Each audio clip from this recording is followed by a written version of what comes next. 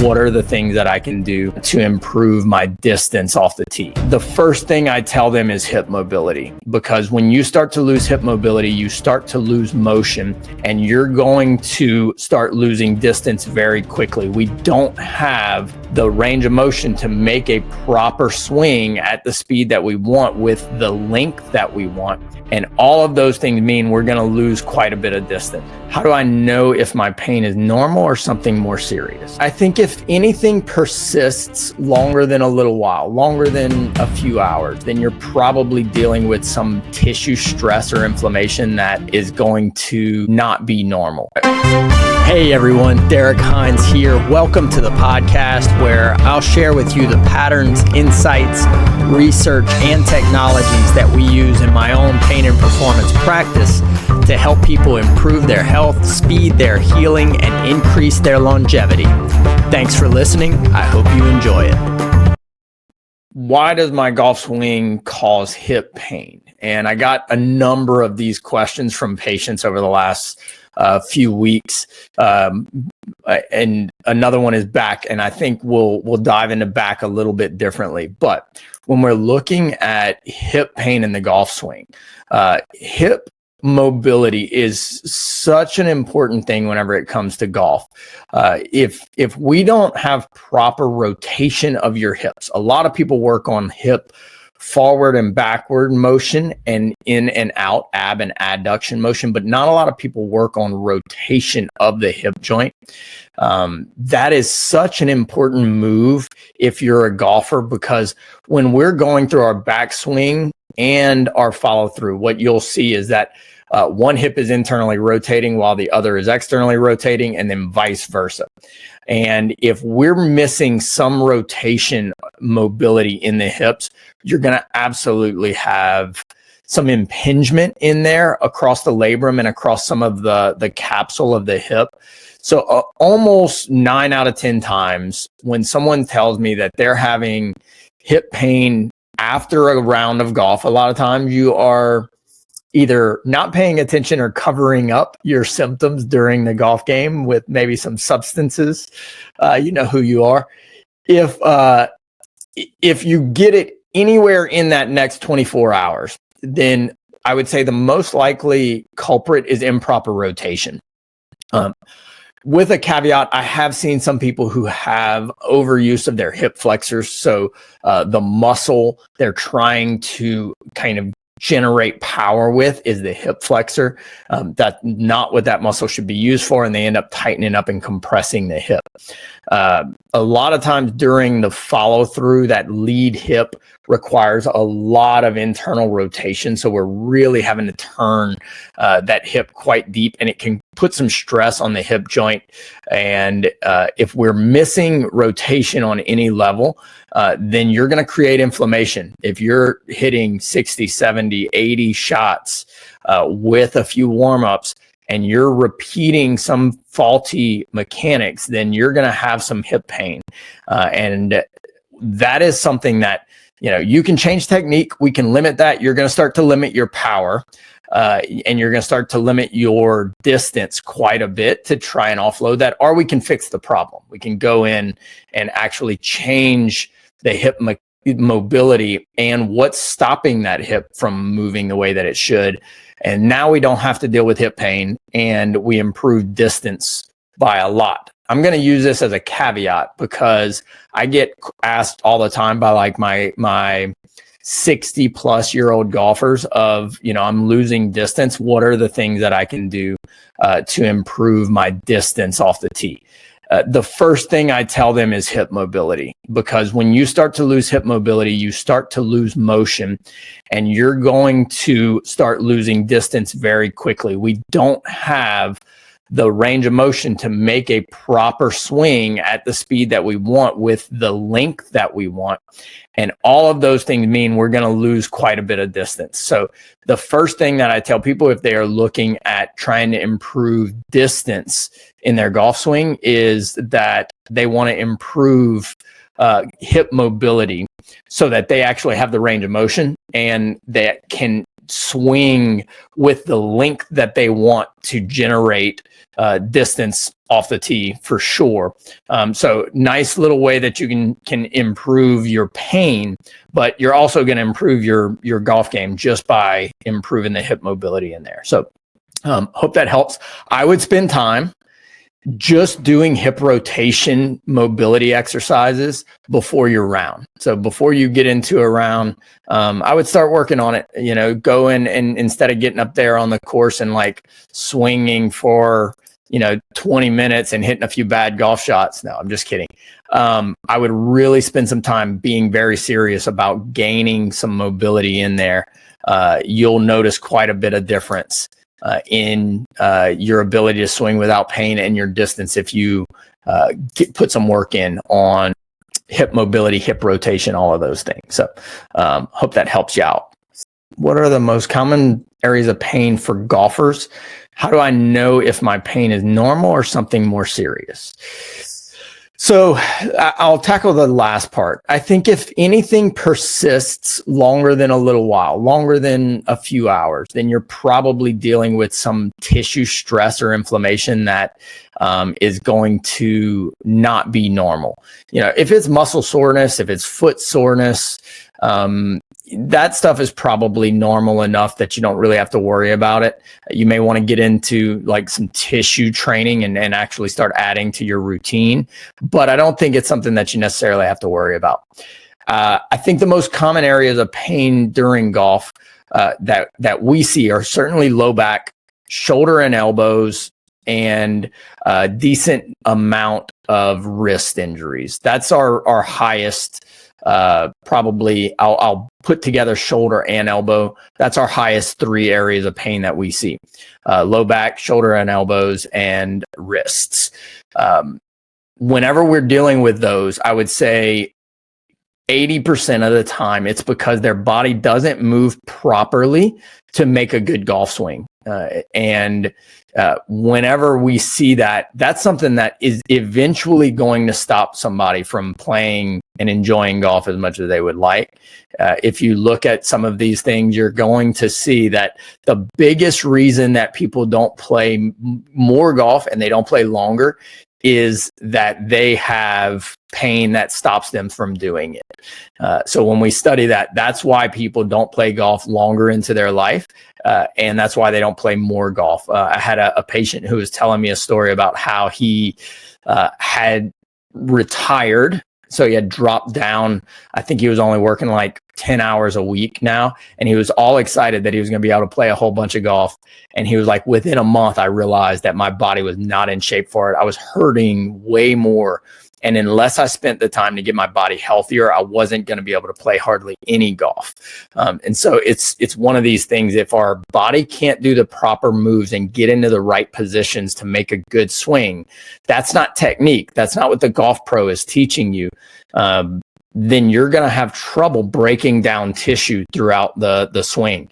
One of my favorite reasons for working in golf and for having people who are interested in golf is it's a performance-based activity. It's a sport that we can take very far in life. Tennis falls in this category for me as well.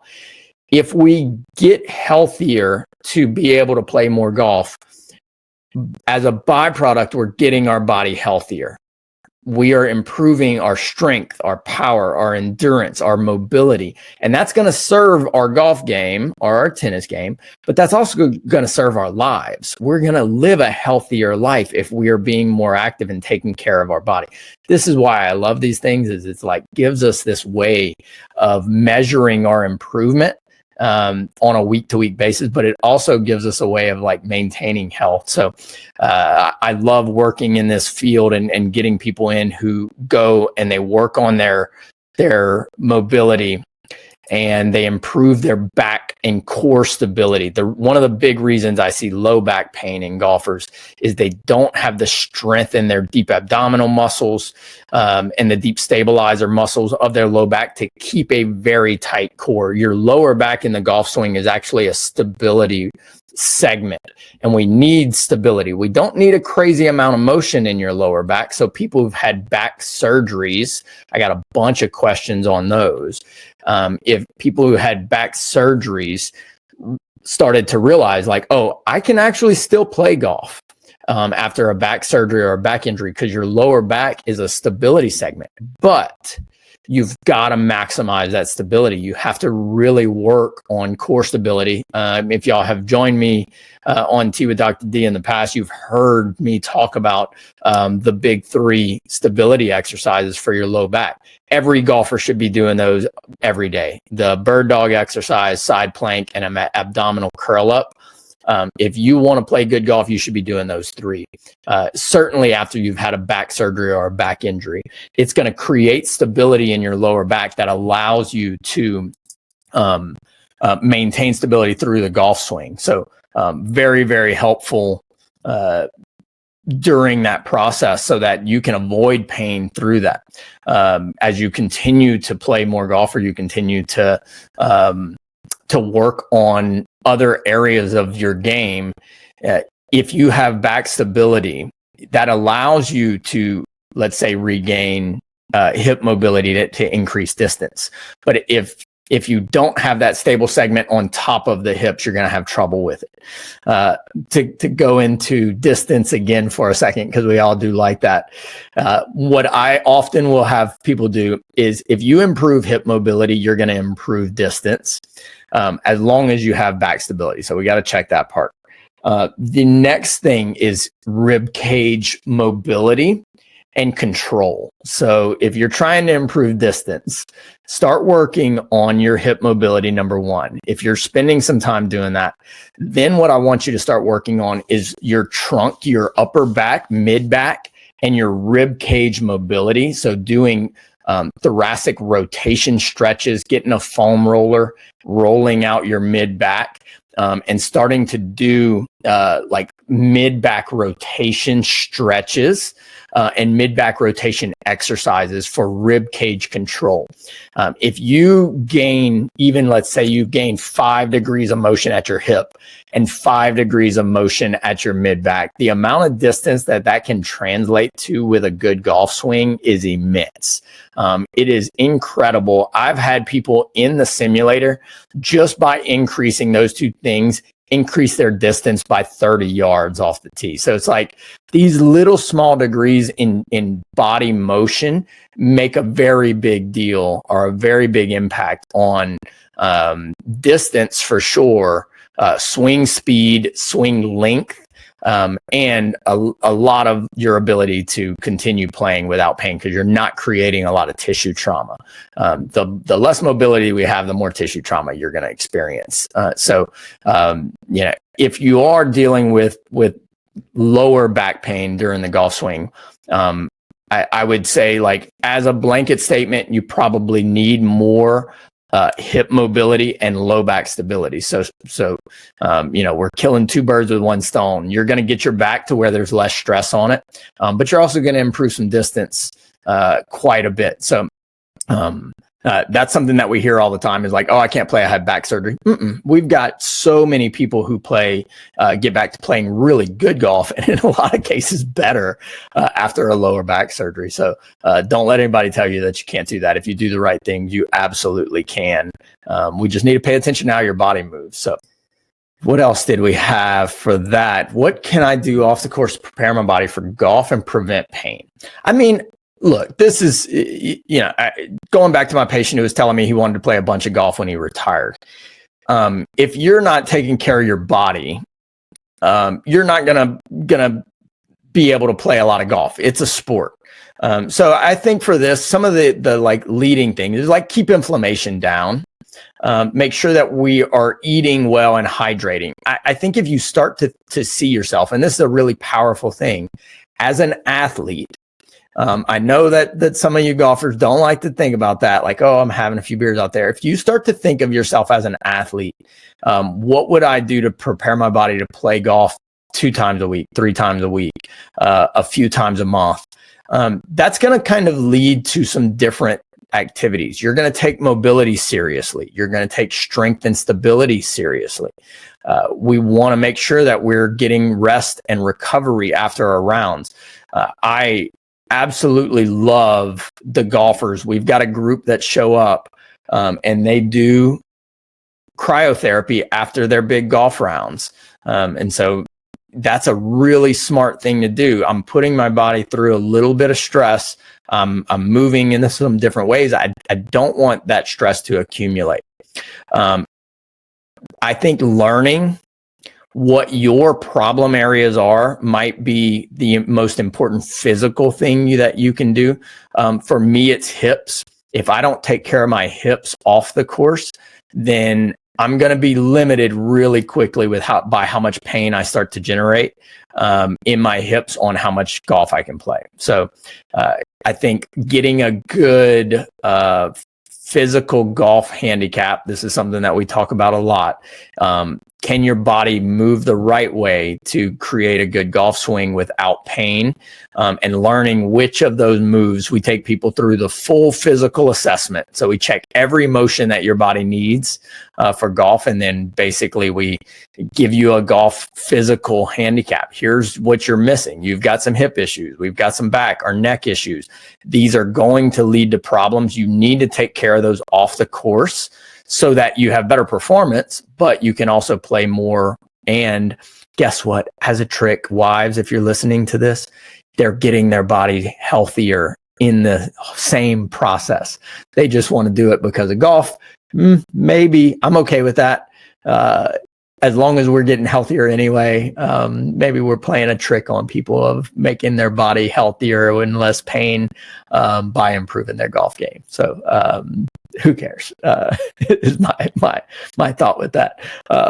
Yeah, I've had patients who are like, I won't come and get treated for this like debilitating foot or back or shoulder pain, but if I do the right things, I can reliably increase my distance by like 20%. Okay, like now I'll do it. Now I see that tangible result immediately, and I can make those changes, and I can do whatever I need to do to achieve that. So I like that when we get healthier and we feel it, even if we're playing a trick on people. So do those couple of things. If y'all have any questions, let me know. I'm really excited to get this program going and get you in, get you healthier. I think it's just one of the more powerful things. Myself, Dr. Jay Ashley, Dr. Jordan Terry will be running through that. If you know anybody interested in their golf game, distance, pain, they haven't been able to play very much because of pain, get them in touch with us. We'll be doing kind of the intro workshop this weekend, 9:13 Harding Street in Lafayette, 9 to 11. It's open. We do have limited seats left, so make sure you reach out to us if you do know somebody that wants to get in there. But we've got some great little door prizes and stuff, but I think the education of how could you achieve a lifetime of like playing pain-free golf and know what your plan around that is, that's the gift. That's the real kind of impact thing. And I think everybody will leave with some great stuff on that front. I know I got to a point where I was like, physically can't do it. Physically, I was going to never play golf again if I didn't get some of the physical necessities of a golf swing fixed. And I was blown away by how much that could impact how I felt within a really short period of time. So hopefully this impacts you or your loved ones. Ladies, we want y'all involved in this too. I think y'all are more flexible and y'all can get away with a few things, but every time we've worked with a woman on this front, they talk about how much better they feel playing golf, how much better their distance is, and just understanding what to work on. So this isn't just for guys at all in any stretch. Young golfers for sure, knowing this ahead of time before we start to create some bad movement habits.